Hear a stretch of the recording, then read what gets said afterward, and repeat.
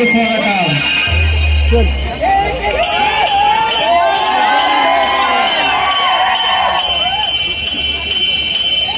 मला माहित आहे की सगळे जे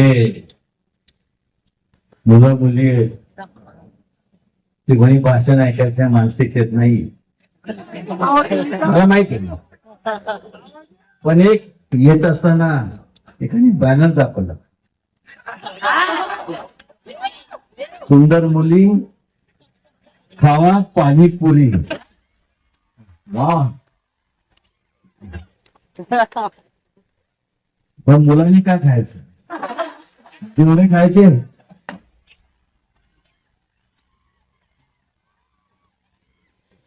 नाही, एवढा ऑर्डर करा, जेवढं कराल ना तेवढे जास्त खाल. फक्त एकच आहे, तुम्ही खायच्या अगोदर इथं निघून जायची, मी तेच विचार करतोय. या ठिकाणी संपूर्ण आपल्या सर्वांना मनापासून शुभेच्छा. आपलं जे फनफेअर आहे, हे जे स्टॉल्स आपण लावले त्यासाठी शुभेच्छा. कॉलेजचे जीवन असं असतं की त्यात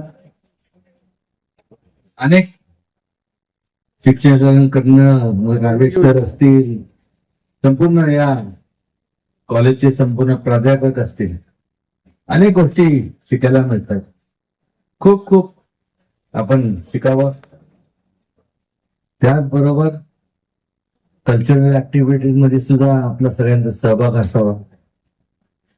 आणि त्याच्याच बरोबर संपूर्ण आपलं आरोग्य तुमचं सगळ्यांचं हे व्यवस्थित राहावं.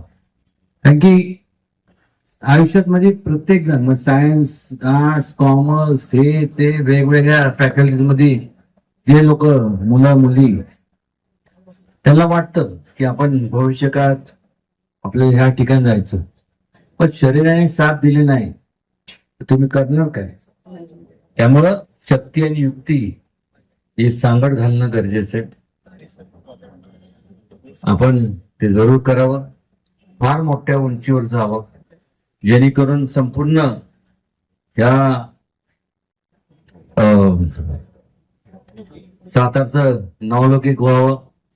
आणि तुम्हाला पाहून मोठ्या पदावरती मोठे इंडस्ट्रियलिस्ट आणि हे ते स्पोर्ट्स या वेगळ्या फॅकल्टीज खूप आनंद वाटेल. ही संपूर्ण ही जी संस्था आहे, तुमचं जे कॉलेज आहे, हे लहान होतं, अजूनही लहान आहे. त्या सगळी म्हणतील वय झाले, मी ते सोडून द्यावं.